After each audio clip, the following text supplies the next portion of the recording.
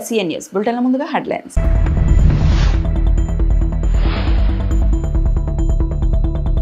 ఏపీకి రండి, రాష్ట్రంలో ఉన్న అవకాశాలను పరిశీలించండి, పెట్టుబడులు పెట్టండి సీఎం చంద్రబాబు. ఏపీలో హెరిటేజ్ టూరిజం అభివృద్ధికి సహకారం అందించండి మంత్రి లోకేష్.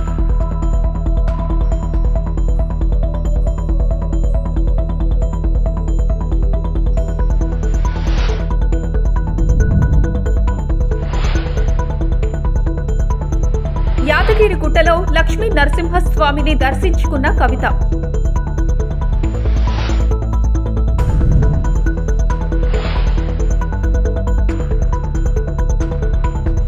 ఏపీకి రండి, రాష్ట్రంలో ఉన్న అవకాశాలను పరిశీలించండి, పెట్టుబడులు పెట్టండి. దుబాయ్ వేదికగా పెట్టుబడుల సాధనలో భాగంగా చేపట్టిన రోడ్ షోలో రాష్ట్రాన్ని ఆవిష్కరించిన సీఎం చంద్రబాబు రాష్ట్రంలో ఉన్న అవకాశాలను వివరిస్తూ పెట్టుబడిదారులకు భరోసా ఇచ్చేలా ఏపీ ముఖ్యమంత్రి CM Chandrababu power point presentation.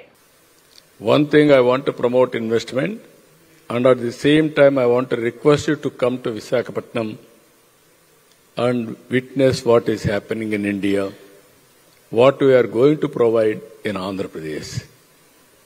Ultimately, I request our friend to bring here every person with proposal.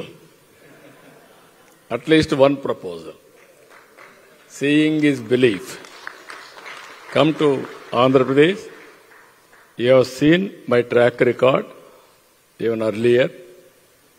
We won't disappoint you. We will service utmost efficiently. Once you decide to invest in Andhra Pradesh, it will be our project. That means investor and government project. We will do everything possible to complete your project, and we will nurture continuously. It is a win-win situation. So I am requesting all of you, as on today, if you see, nearly 10 lakh crores, more than 10 lakh crores investment has come as on today. 11 lakh crores investment has come. Another 5 to 6 lakh crores on pipeline. That is the credibility we are having. Lot of opportunities. We are preparing all projects. Anybody is having any doubt, we will give you projects also in different sectors. You can select and you can go further verification. If you are convinced, you can come back. We will ready to execute sincerely. With this wonderful evening, I have taken more time also, but I want to impress upon you, convince you to come and set one industry in Andhra Pradesh. With this, I am thanking all of you. Thank you one and all. ఏపీలో heritage tourism అభివృద్ధికి సహకారం అందించాలని AP మంత్రి నారా లోకేష్ కోరారు. Australia పర్యటనలో ఉన్న ఆయన Victoria tourism sports శాఖల మంత్రి స్టీవ్ డిమో పౌల్స్తో భేటీ అయ్యారు. క్రికెట్, హాకీలో ఉమ్మడి శిక్షణ శిబిరాలు, ఫ్రెండ్లీ మ్యాచ్లు నిర్వహించాలన్నారు. ఏపీలో పాపికొండలు, విశాఖ బీచ్ వంటి సుందర ప్రదేశాలు ఉన్నాయని వివరించారు. గ్రేట్ ఓషన్ రోడ్ తరహా పర్యావరణ బ్రాండింగ్కు విక్టోరియా నైపుణ్యాన్ని అందించాలని కోరారు. ఏపీలోని ఈవెంట్ మేనేజ్మెంట్ నిపుణులకు శిక్షణా కార్యక్రమాలు చేపట్టాలన్నారు.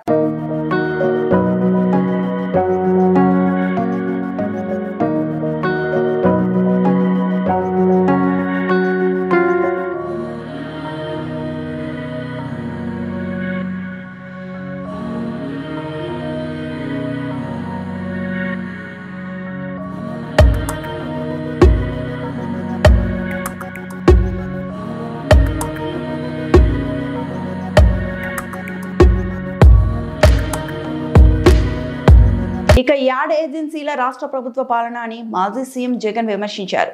తాజాగా ఏర్పాటు చేసిన మీడియా సమావేశంలో ప్రసంగించారు. మాటలు చూస్తే కోటలు దాటుతున్నాయి. గత ప్రభుత్వ హయాంలో ఇంటర్నేషనల్ హబ్గా విశాఖను తీర్చిదిద్దే పనిలో భాగంగా అదానీ డేటా సెంటర్కు బీజం పడిందని తెలిపారు. సింగపూర్ నుంచి సబ్సీ కేబుల్ తీసుకొచ్చే కార్యక్రమానికి అంకురార్పణ కూడా అప్పుడే జరిగిందని చెప్పారు. సబ్సీ కేబుల్ తీసుకురాకపోతే ఏ డేటా రాదని, అదానీ డేటా సెంటర్కు ఫౌండేషన్ వేయడం వల్లే ఇది సాధ్యమైందన్నారు. ఇది జరగడానికి వైసీపీ అదానీ కేంద్రం సింగపూర్ చేసిన కృషి వల్లే ఇవాళ గూగుల్ విశాఖ వచ్చిందని కొనియాడారు. ఈరోజు వైసీపీ కృషి వల్లే ఇప్పుడు గూగుల్ రావడానికి మార్గమైందని వెల్లడించారు. అదానీ పెట్టిన ప్రాజెక్టుకు ఇది విస్తరణ. అక్టోబర్ 2022 నుంచి అదానికి గూగుల్కు బిజినెస్ రిలేషన్షిప్ ఉందని మాజీ సీఎం వైఎస్ జగన్ తెలిపారు. ఈ నేపథ్యంలో విశాఖలో మే 2023లో ఫౌండేషన్ స్టోన్ వేశామన్నారు. సబ్సీ కేబుల్ కు అంకురార్పణ కూడా అప్పుడే జరిగిందని తెలిపారు. సింగపూర్ గవర్నమెంట్ను ఫెసిలిటేట్ చేయమని చెప్పి కేబుల్ సింగపూర్ నుంచి విశాఖపట్నంకు తీసుకొచ్చే ప్రక్రియలో వాళ్ళు కూడా భాగస్వాములు కమ్మని చెప్పి ఆ ఫెసిలిటేట్ చేసే కార్యక్రమం చేయమని చెప్పి సింగపూర్ గవర్నమెంట్కు ఆంధ్రప్రదేశ్ గవర్నమెంటు 9/3/2021లో లేఖ రాసింది.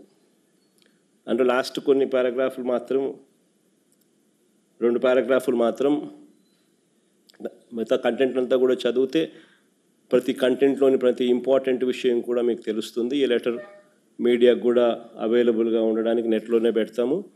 ఆ మీడియాకు కూడా ఇప్పుడు కూడా ప్రతినిధులందరూ కూడా తీసుకునే అవకాశం కూడా తీసుకోవచ్చు కూడా. లాస్ట్ పారాగ్రాఫ్ ఒకటి కూడా చదువుతాను.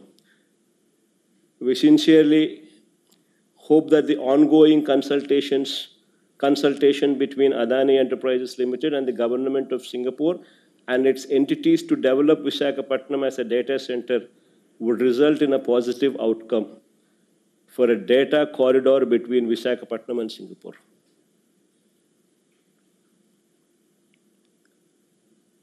సింగపూర్ గవర్నమెంట్ను నేను అంకురార్పణ అన్నాను కదా, సింగపూర్ నుంచి 3,900 కిలోమీటర్లు, ఏకంగా సింగపూర్కు విశాఖపట్నంకు డిస్టెన్స్ 3,900 కిలోమీటర్లు. 3,900 కిలోమీటర్లు సబ్సీ కేబుల్ వేయాలి, అండర్నీత్ ద సీ కేబుల్ వేయాలి. వేసి ఆ కారిడార్ క్రియేట్ చేస్తే డేటా అన్నది విశాఖపట్నంకు తీసుకొని రాగలుగుతాం. ఆ డేటా వస్తే ఒక డేటా సెంటర్ అదాని కడితే అప్పుడు అక్కడ డేటా సెంటర్కు డేటా అనేది వస్తుంది. సో అదానికి గూగుల్కు ఉన్న సన్నిహిత సంబంధాలను ఇంతకుముందు చూపించిన టైమ్స్ ఆఫ్ ఇండియాలో ఏకంగా నోయిడాలో 2022లోనే గూగుల్కు అదానికి ఉన్న సత్సంబంధాలు, వాళ్ళకున్న నోయిడా ఆపరేషన్స్లో డేటా సెంటర్లో గూగుల్ భాగస్వామి కావడం.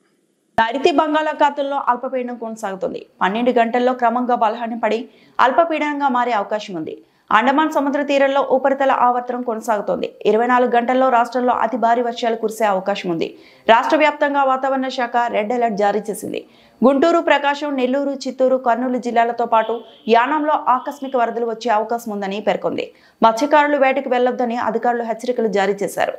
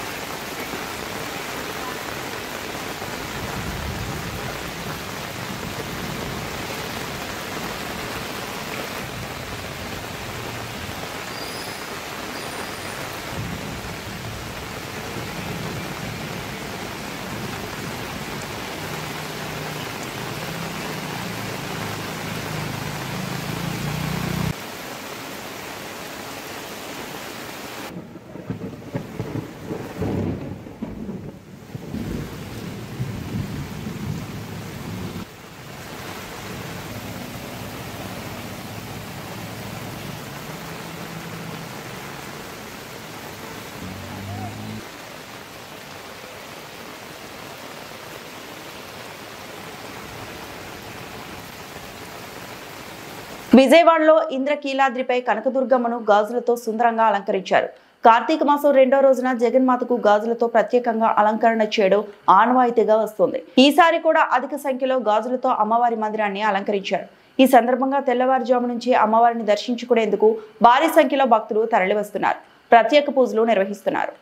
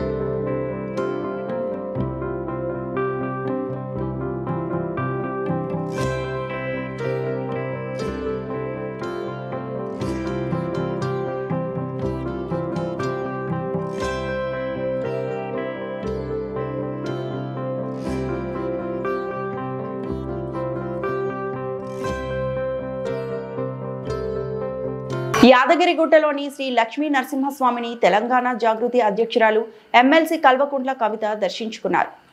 స్వామివారి ఆశీర్వాదం తీసుకున్న అనంతరం మీడియాతో మాట్లాడుతూ ఆమె పలు కీలక వ్యాఖ్యలు చేశారు.